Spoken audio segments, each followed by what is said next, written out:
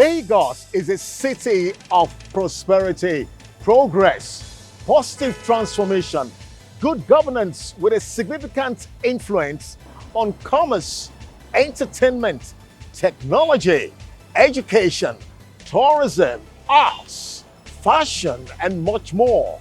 Let's talk about this great city, the great city of Lagos.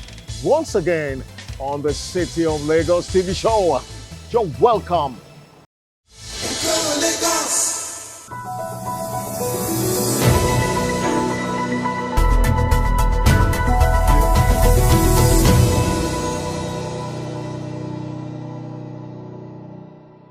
You're still watching the City of Lagos TV show. It's time to bring you latest engagements of Mr. Governor from the Governor's office. First, the Babajide Sanwo-Olu government has scored another milestone achievement with the relaunch of the new smart Lagos resident identity card, coined LAG ID, recently in Lagos. The governor, in his speech, explained the significance of the relaunch and benefits of the LAG ID to residents and to the state.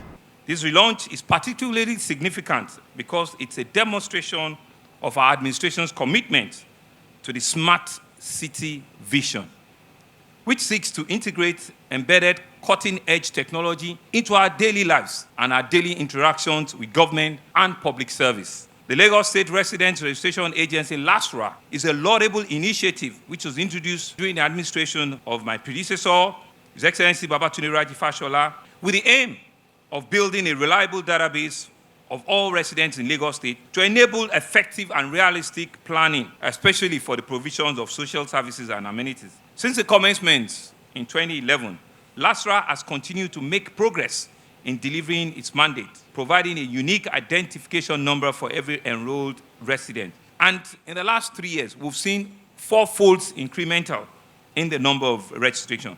To date, I'm told that we have registered a total of 6.5 million Lagosians into our database. That's a large number. I think we deserve a round of applause. And we're planning to upscale to about 10 million after today's launch before the end of the year. Today's relaunch event is born out of the need to embrace change and to align with global best practices.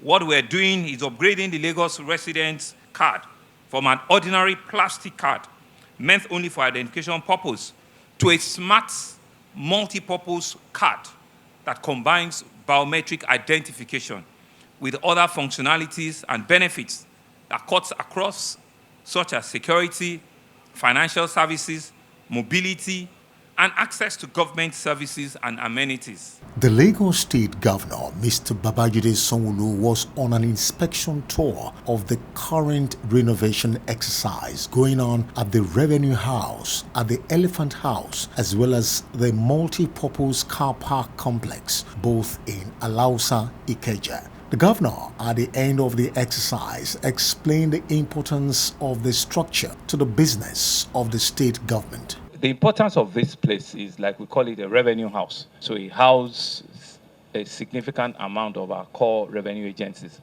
LIRS being the major occupier here. They're occupying about 55 to 60% of the space here. So MVA, LASA, and a few other revenue agencies from Ministry of Finance. So the whole idea is that they can share some facilities together, but more importantly, our citizens and our customers can come in as a one-stop, right? And they can do a lot of things in the building, from your tax payments to your license renewal to issues around your vehicle, and also land administration, tenement rate, land assessment, and a few other smaller institutions like Ibile Holding, Ibile Microfinance, everything that has to do with generation of revenue, and that's why I'm interested to see how well they can finish this job and they can bring them all in. They have the end of this month, but the contractor says the end of next month.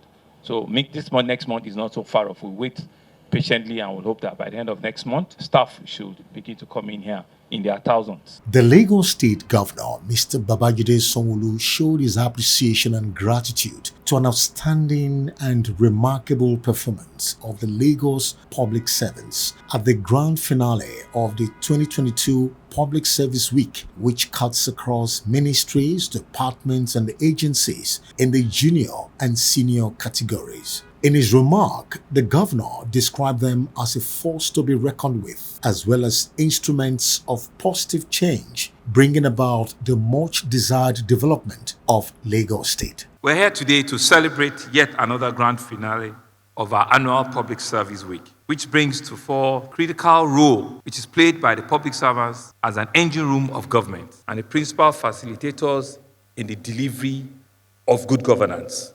Politicians will come and say, we want to deliver good governance. But without the engine room, there is no way we can deliver those good governance. So I want to thank all of you for helping us deliver good governance. As you've happily put this year's theme, building back better from COVID-19, enhancing innovative partnership to meet the sustainable development goals. Goes without saying that the Lagos State Public Service has continued to raise the bar and to rise up to the expectations of a fast-growing mega city with an enlightened and an expectant population that is rising every day. In the last 3 years of our administration, the state public service have shown great capacity. We have shown high level of dedication and a very high sense of professionalism. I'll continue to refer with a great sense of appreciation to the commitment displayed by the public service, especially in the height of the COVID-19 pandemic. The heroic performance, especially by our health personnel and other emergency service providers, were truly, truly outstanding. And finally, from the governor's office, the Lagos State Governor, Mr. Babajide Sanwo-Olu, assured the management of Titan Trust Bank, which recently acquired Union Bank PLC, of his government's resolve to partner and collaborate with the bank to accelerate developmental growth in Lagos State. The governor was responding to the proposal during a courtesy visit by the management of the bank for a long-term mutually benefiting partnership as presented by the MD, Dr. Adaize Udense, mentioned possible areas the bank can do business with the Lagos State government. I'm aware that Union Bank currently have a relationship with us, a fairly big one, on both sides of the balance sheet. I'm sure maybe we're on both, on the asset, so on the liability collection side. So we're going to be launching that activation maybe in another 1 month or 2 months. That was a transaction that was a PPP transaction in which we've imported different fire engines and we've revamped Lagos State Fire Service. And we hope that those are some of the kind of transaction-driven relationship that can come to place. We have a bond coming up later in the year. Depends on how big the check is. A few banks have also helped with cash reserve transactions with CBN. The budget this year is the biggest we've ever done, and there are so many financial play in it. So we're half year. It's also time for us to review where we are and to be able to plan, in the next 6 months or so. But we look for a relationship that can bridge the financing gap in our books. And like you said, we're true to our name. We're rated AAA or AA, by all rating agencies. And so meaning that we'll meet our obligations as at when due. And you make good money. And that's a wrap from the Governor's Office segment on the City of Lagos TV show. The show will be right back after this timeout.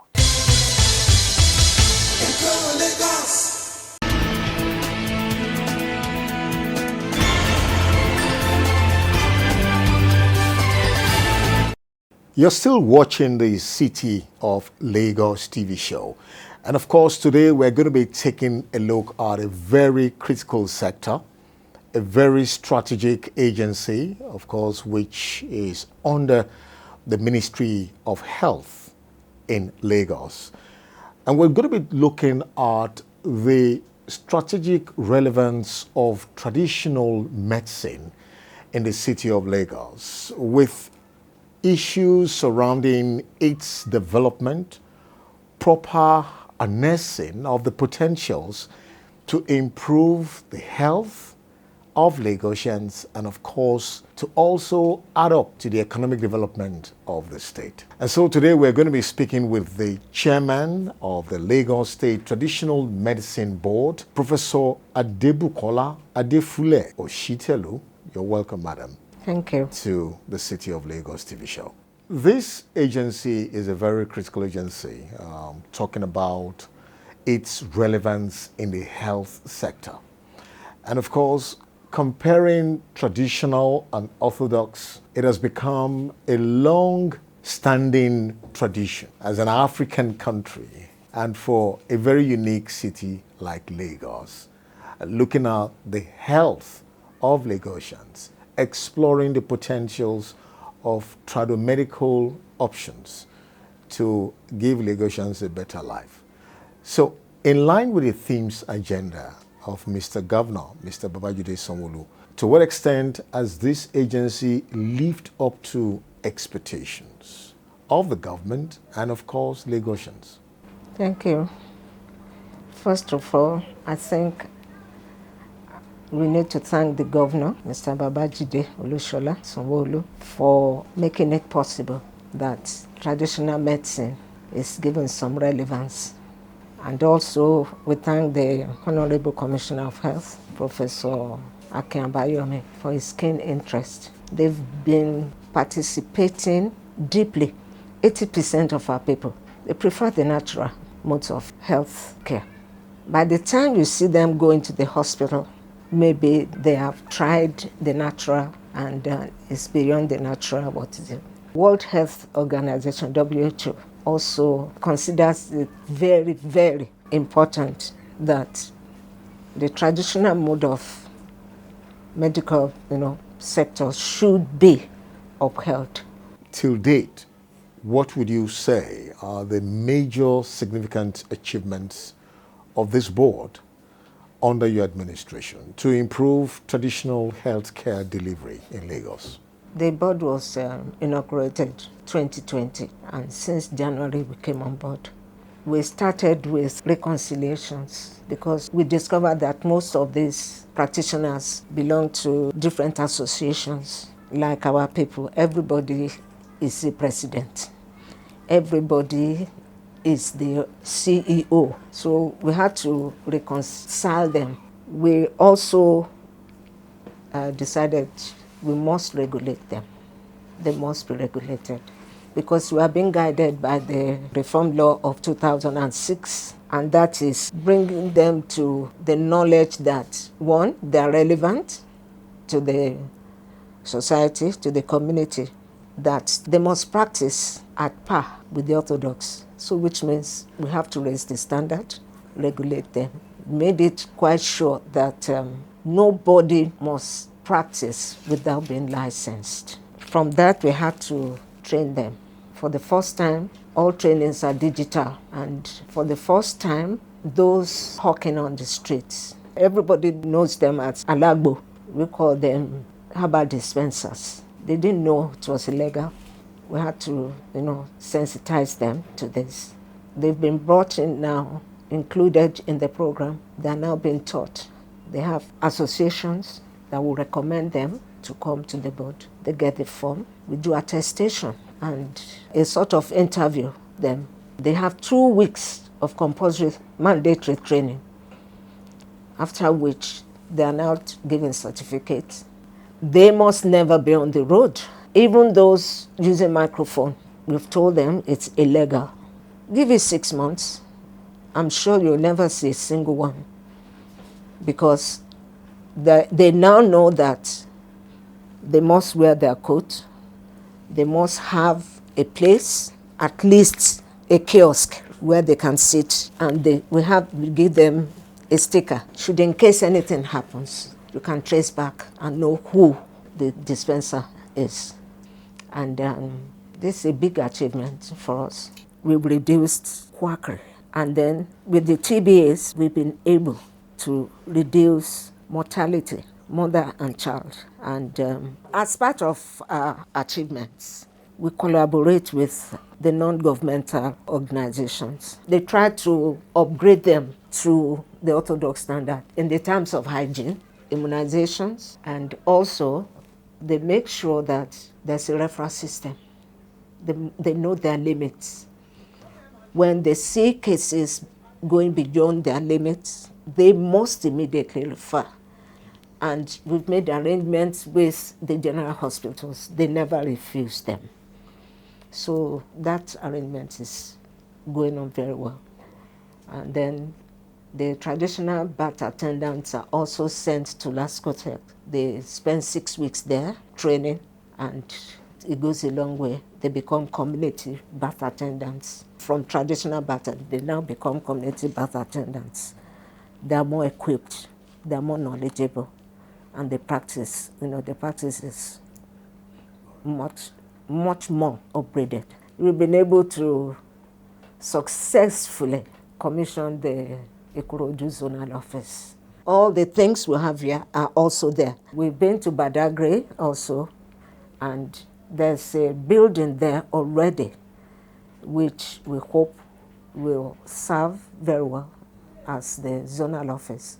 And Ekpe is also already promising us. We impressed Suchet so much through FHI. They even donated a highest bus to us, yes. And this has become very, very useful to us because we now use them for monitoring, task force and monitoring. The certificates you issue to the practitioners, are they just limited within Lagos, or they can use it to practice outside Lagos? One thing I'm sure of, Lagos is number one in the whole country. There's no other board doing what we are doing in Lagos right now in Nigeria. And if they're certificated from Lagos, I'm not sure anybody will oppose them from practicing. We have very educated people now in the class, the mandatory 6 weeks training. Pharmacists, doctors, professors have been in the class. We have the children of the practitioners, educated ones, now joining, so that they are now eliminating the practices of their parents, of their grandfathers, and interested in practicing traditional medicine. When it has to do with traditional medicine, there is also the issue of identifying and ensuring efficacy of these drugs. So is the agency involved in any form of research or making sure that members do thorough research in order to also come up with appropriate dosage or usage of these herbs or the products they produce? Our forefathers and great-great-mothers, they know the limits and they have measurements. Recently, we discovered that most of the practitioners are claiming they belong to parents who have been practicing and they've learned from their parents. Now, they identify these leaves. They all know the leaves. They know the efficacy, which we now need to translate into the same standard as the orthodox. But we are praying that the Traditional Medicine Board will be relocated or given a befitting infrastructure, which will have laboratories where we can do our own. We have research groups, but very expensive. And that's why you see that most of their drugs are not listed by NAFDAC because, and then it takes so long for these products to be really evaluated. And good enough, we met when the COVID was still rampaging, and we came up with a mixture that was approved by NAFDAC and also gained TED Fund grant. It contributed to the lower level or the severity of a COVID pandemic. We are hoping with the infrastructure we're going to get, with the laboratories, along with the research group, and even the practitioners, most of these drugs will be investigated, and then we'll be able to standardize them. That say, take 2 milligrams of this or turn them into capsules, into tablets, and so on. And then be able to run model clinics where you see people with their health problems. Treatments will be in prescription form. Very soon, we'll be able to make herbacopia, not just herbacopia. Chairman, would you tell us, is there any effort the board is making to impress it on the Lagos State House of Assembly to possibly pass a health law that will give you a strong functional standing with the orthodox primary health care or various health projects by the state government in the state? Yes, that's it in place because all the local governments, we have the community health officers there, and we have the task force people that are practitioners, work hand in hand with. That's already going on, especially with the traditional birth attendants. The problem we're having is setting a specific space for them to say, this is orthodox, this is traditional, choose which one you want. That's just the stage we are envisaging. All the specialties you get in the orthodox are also prevalent in the traditional. The thing is faster with the nature and less complication. The only thing is some people you tell them to take a teaspoon, they say, for you to work faster, they can take a tablespoon. And that is overdosing. Too much of everything is bad. There is no discipline in orthodox that you cannot treat also in the traditional. Diabetes, hypertension, bones, allergy, skin, cancer.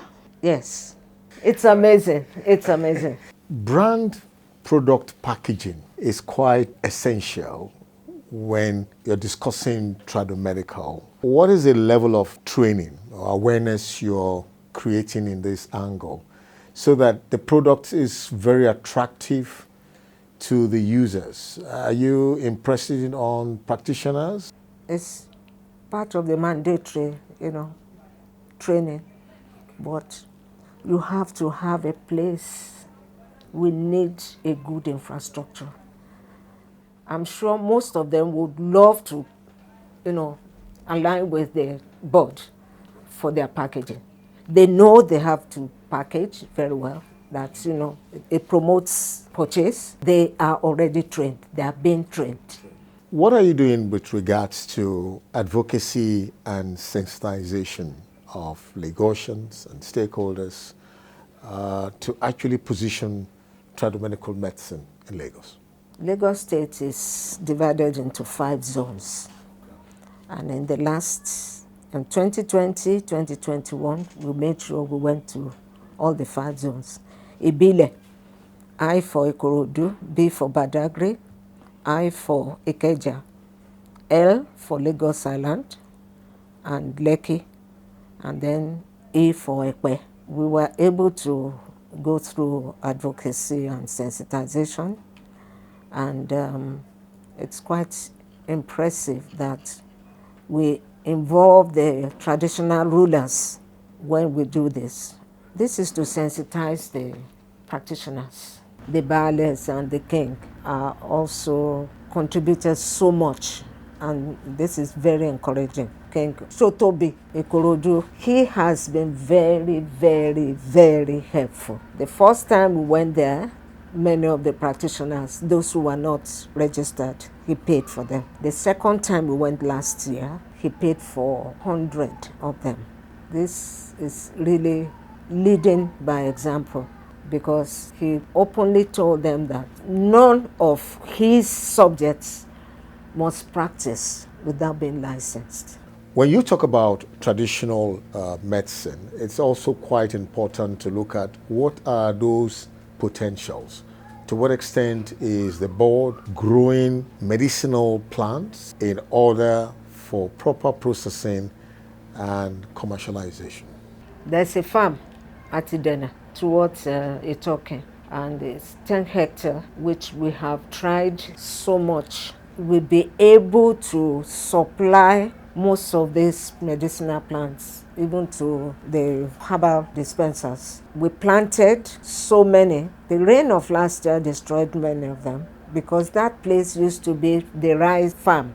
That it was heavily flooded. So most of them were destroyed, but we have replanted again. And we are hoping that very soon we'll be able to get certain amount to all the Eleweomos and others who would love to produce them on their own, because it's very, very important that we must be able to boast of a farm ourselves, these medicinal products.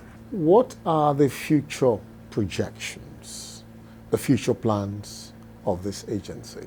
Future plan of this agency is to be recognized, respected, and given the chance to practice side by side with the orthodox practitioners. According to the WHO, we are already having the alternative and the complementary medicine practitioners joining us. The acupuncturists have joined us in full force. Last year we had an alternative medicine specialist clinic at Adetokunbo Ademola Street in Victoria Island. We also had another one commissioned at Omole area of Lagos State. And right now we're having the National Council of Physicians and in Natural Medicine. We are coordinating with them so that everybody comes under the umbrella of TCAM, traditional, complementary, and alternative medicine, as the WHO has defined and is being practiced in other countries already established like China and India. So what's your final word to practitioners, stakeholders, and of course to Lagosians? Lagosians, be expectant that we are working very hard to make sure you get the best of traditional medicine practices in Lagos. For the practitioners, we expect the highest standard from them. Many of them who are not registered are going to be captured. Those who have already been captured should maintain that high standard that they have obtained. And then the general people, there's nothing fetish when it comes to traditional medicine. There is nothing fetish. Most of the products that are in the orthodox, the pharmaceutical world, were derived from plant source. If you don't value what you have, nobody will value it. I make bold to say that traditional medicine has helped me maintain my health to this stage. My eyes, I started wearing glasses at the age of 15. Now I read and write without glasses. I had astigmatism, I had, myopia, they're corrected. My lens opacities have been cleared. My glaucoma is controlled. My ulcer healed, and so many like that. And I have many men now with prostatic enlargement that get relief within a week of management. You have them in specialties like that. There's nothing the nature cannot do except surgery. I want to thank you very much, Professor Adebukola Adefule Oshitelu, Chairman, Lagos State Traditional Medicine Board. Thank you for coming on the program. Thank you very much for having me. It's been quite fantastic listening to you, and we want to wish you all the best. So, Lagosians, you've heard from the chairman of the Lagos State Traditional Medicine Board telling us the giant strides of the board to make significant initiatives, impact in developing healthcare services through the practitioners to complement efforts in orthodox medicine. And so the City of Lagos TV show will continue in a moment. Dear Lagosians, my name is Dolapo Fashawe. I'm the General Manager of Lagos State Environmental Protection Agency. My message to you really is the environment belongs to us. The environment has been given to us to keep in trust for our generations unborn.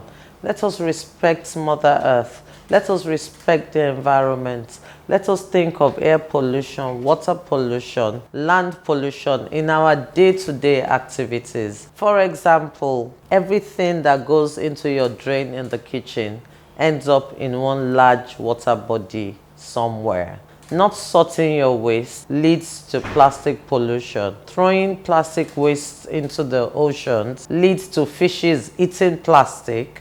We eat these fishes and microplastic is known to cause cancer. So take responsibility. Let's keep the earth sustainable. Hold the future in your hands and make sure you protect this earth we all live in so that our future generations will have something to enjoy. It's our collective responsibility to keep our environment clean. Nítorí pé ìgbéga ìpínlẹ̀ Èkó àjùmọ̀ṣe gbogbo wa ni.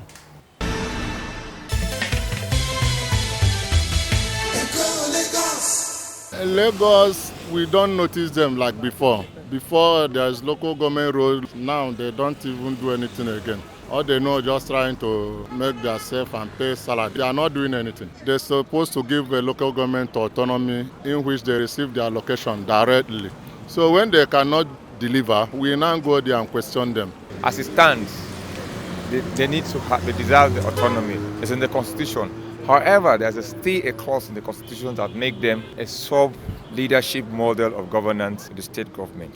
The federal government has tried. In fact, the President Muhammad Buhari has made a lot of efforts to ensure that the local government gets full autonomy. But you see, they are under the shackles of the governors, who are also controlling the House of Assemblies. Where we got it wrong is expunging that clause in that constitution that brought about the Fourth Republic that was aborted as a result of June 12th. It's a problem that is behind the lack of performance by local governments. The Lagos model is a model that presidential candidate for the APC, let me just put it that way, has critically looked at the structure and believing it that yes, there could be a level of deliverance if I move democracy closer to the people by converting the area development offices to semi-local government, and instead of just keeping the funds that is meant for the local governments, the actual federal government, local government that are created that have the original funds, I would share part of these funds to the area development offices and they can carry out projects. So if we separate governance from selfishness and you make your presentation directly to the government or to your immediate local government that supervises your area development authority or area development center. Main purpose there is that joint account that reduces development for the local government. To some extent, they are performing. Truth is that if local government is given autonomy, the question will be, would they be fully funded? Because what we found in the past is that is the state government that is still doing the project of local government, which shouldn't be. If local government is given autonomy, we will have our rural areas developed and it will develop faster. Some of the streets, the drainages are filled without, but when local government is empowered, all these issues will be settled. Local governments are not performing based on governments have not given them the full authority to perform. If government can give them autonomy, maybe if their allocation comes, government can release it for them, they can do whatever they are supposed to do. But when by the allocation come and government will take it and give them maybe 25% or 30%, what would they use it for?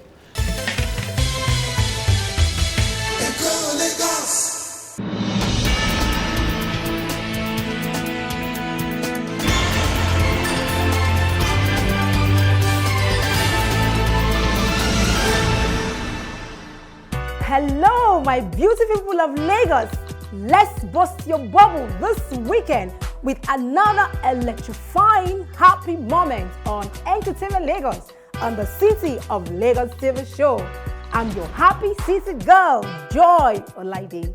Let's break the ice with Entertainment Gist. First on Entertainment Gist. Smooth Productions, organizers of popular Nigerian music awards, the Headies, has disqualified Nigerian rising artist Portable for claiming affliction with dreaded robbery gang 1 Million Boys. Afrobeats megastar Burna Boy is currently enjoying a fine run on the Billboard Hot 100 as his hit single Last Last has climbed up 14 places, rising from the 86th perch to 72nd position in the latest issue of the chart. Congrats, guy! Nigerian international singing sensation Tems has scored her first solo entry on America's Billboard chart with the song Free Mind, which was released in 2020 as part of the singles for her EP for Broken Earth. Also, Tems features on the soundtrack of the yet-to-be-released Black Panther sequel, Wakanda Forever. She sang a cover for Bob Marley's song, No Woman, No Cry. Congrats, girl. Finally, on Entertainment Gist, let's now reveal to you 5 Nigerian celebrities running for election in 2023. Tonto Dike, Caroline Hutchins, Banky W, Desmond Elliott, and Funke Akindele. And that's it on Entertainment Gests. Let's now unveil our saxophone artist of the week, Sheye Saxophonist star. This guy is superlative.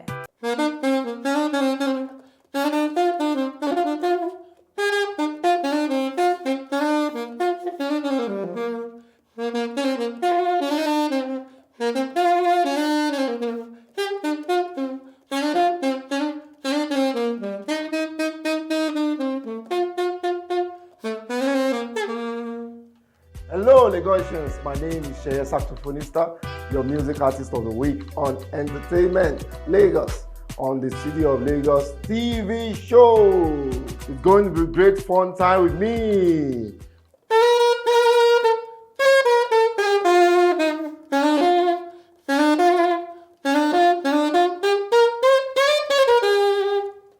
Lagos, I'll be right back. I'm Adisheye Fayem from Akure, Ondo State, Nigeria, currently based in Lagos, Nigeria. I've been in the music industry since I was 4 years.